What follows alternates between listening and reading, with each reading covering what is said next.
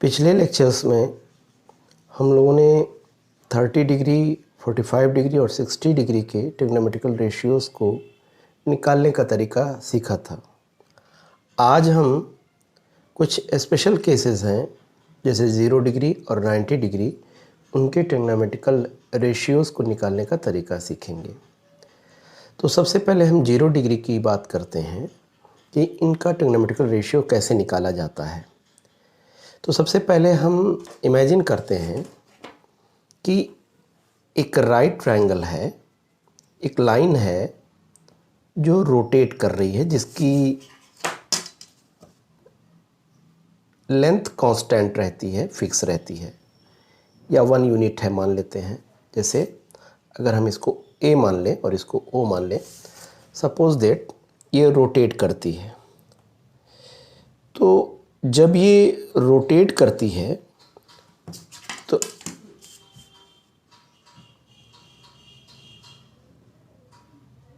जब एंगल ये थीटा है, ये इसका एंगल है। अगर हम OA की ये एंगल कम करते जाएं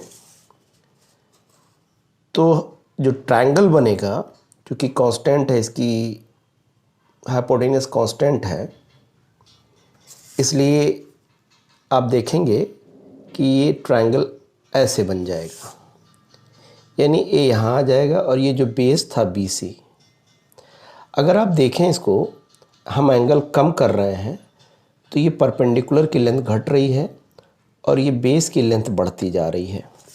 अगर हम एंगल और भी कम कर देंगे तो आप देखेंगे कि ये परपेंडिकुलर की लेंथ और भी घट जा रही है और बेस की लेंथ और भी बढ़ जा रही है।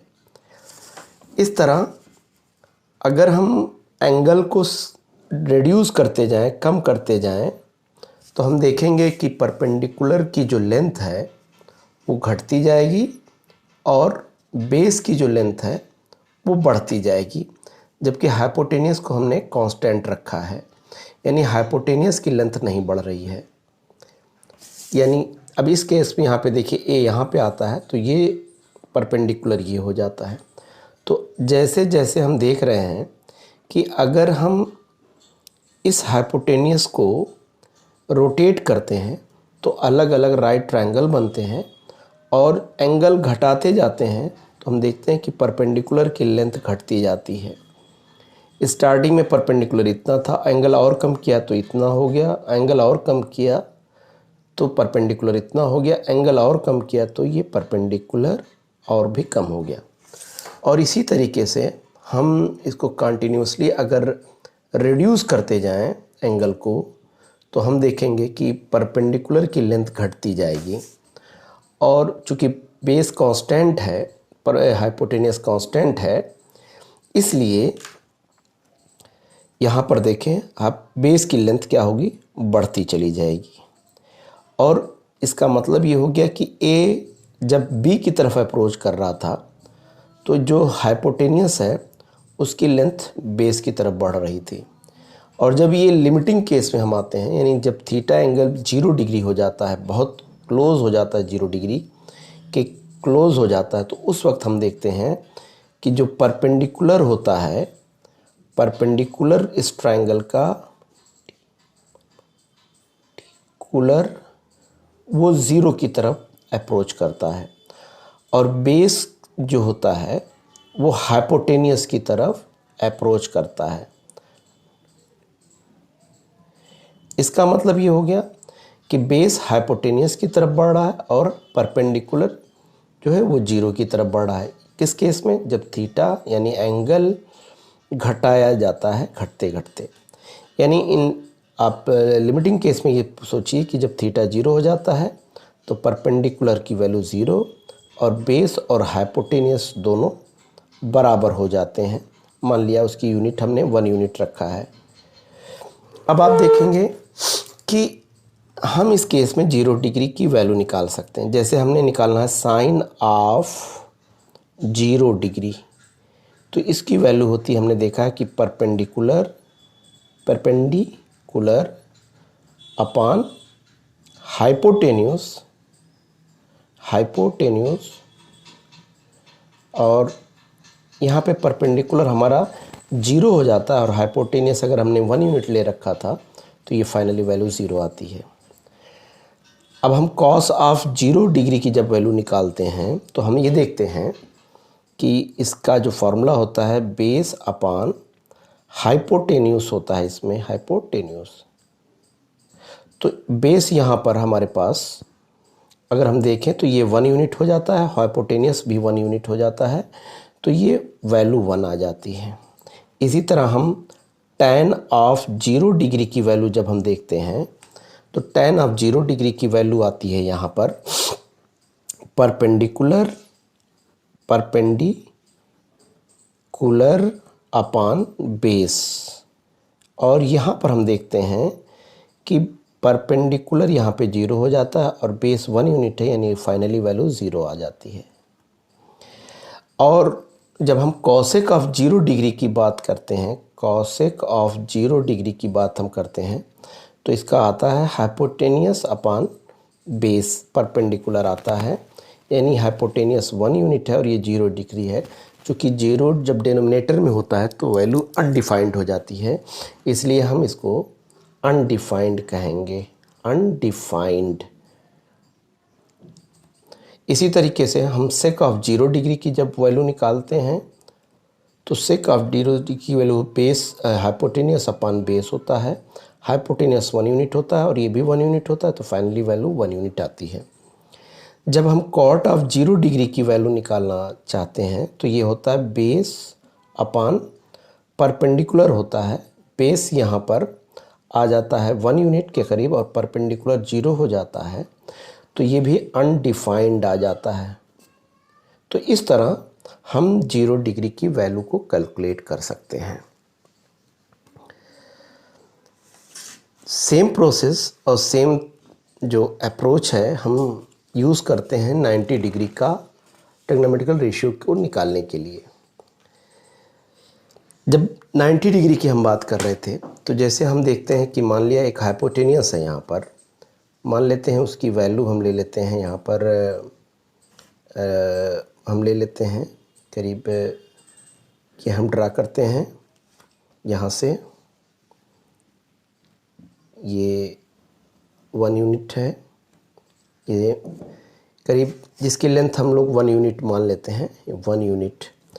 अब अगर हम इस पर इसको परपेंडिकुलर ड्रा करते हैं तो ये हमें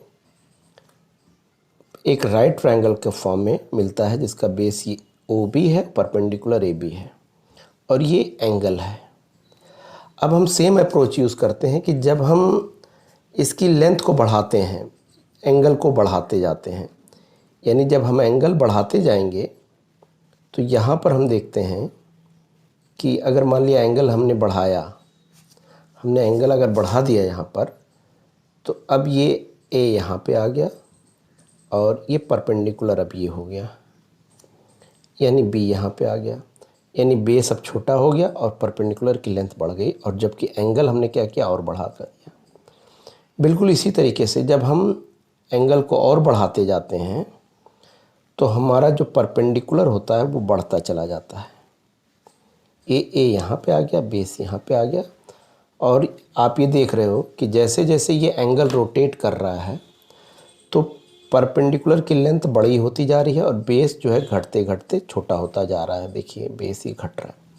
अगर हम और भी एंगल को बढ़ा देते हैं तो बेस और भी छोटा हो गया, A यहाँ पे आ गया, बेस यहाँ पे आ गया और एंगल और बड़ा हो गया। इसी तरीके से अगर हम इसको बड़ा करते जाते हैं तो आप ये देखें कि बेस ये घटता जा रहा है और परपेंडिकुलर ये बढ़ता जा रहा है। फाइनली जब ये एंगल 90 डिग्री की तरफ अप्रोच करता है, व्हेन थीटा जिसको हम एंगल बोलते हैं 90 डिग्री की तरफ अप्रोच करता है, तो हम देखते हैं कि परपेंडिकुलर जो होता है, परपेंडिकुलर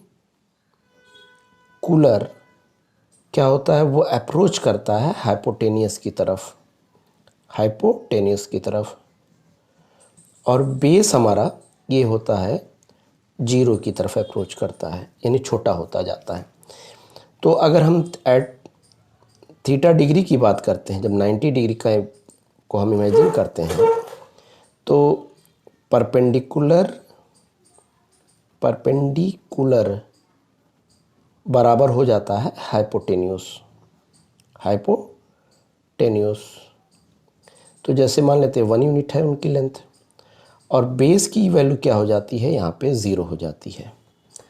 अब हम इजीली cos 90 डिग्री की sin 90 डिग्री की वैल्यू निकाल सकते हैं। साइन ऑफ 90 डिग्री की वैल्यू होती है परपेंडिकुलर अपॉन हाइपोटेनियस। हमने देखा कि 90 डिग्री के केस में परपेंडिकुलर और हाइपोटेनियस दोनों की वैल्यू 1 हो जा रही है, इसलिए 1 हो गया। cos ऑफ 90 डिग्री की जब हम बात करते हैं तो यहाँ पर हम देखते हैं कि बेस अपॉन हाइपोटेनियस होता है, तो बेस चूँकि 0 हो चुका होता है और हाइपोटेनियस 1 यूनिट होता है, इसलिए फाइनली वैल्यू 0 आ जाती है। इसी तरीके से हम tan की जब बात करते हैं, tan ऑफ 90 डिग्री की हम बात करते हैं तो परपेंडिकुलर अपॉन बेस आता है। परपेंडिकुलर 1 यूनिट है और बेस 0 हो चुका होता है, तो हमें अनडिफाइंड वैल्यू मिलती है। किसी भी नंबर का अगर डिनोमिनेटर 0 है तो वो अनडिफाइंड होता है।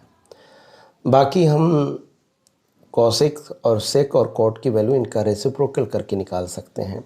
तो हम देखते हैं कॉसेक ऑफ 90 डिग्री की वैल्यू साइन का रेसिप्रोकल होता है साइन 90 डिग्री की वैल्यू, तो इसलिए 1/1 बराबर 1 आ जाएगा। सेक ऑफ 90 डिग्री ये रेसिप्रोकल होता है कॉस का, तो ये आ जाएगा कॉस ऑफ 90 डिग्री की वैल्यू आ जाएगी 1/0, यानी अनडिफाइंड आ जाएगी। इसी तरीके से हम कॉट ऑफ 90 डिग्री की जब बात करते हैं तो इसका जो 1/10 का जो रेसिप्रोकल होता है 90 डिग्री का, तो ये इसका वैल्यू हम इसको 0 आ जाती है यहाँ पर, क्योंकि अनडिफाइंड आता है तो ये 0 मान लिया जाता है। तो इस तरह हम ट्रिग्नोमेट्रिकल रेशियोज़ ऑफ 0 डिग्री और 90 डिग्री को कैलकुलेट कर सकते हैं।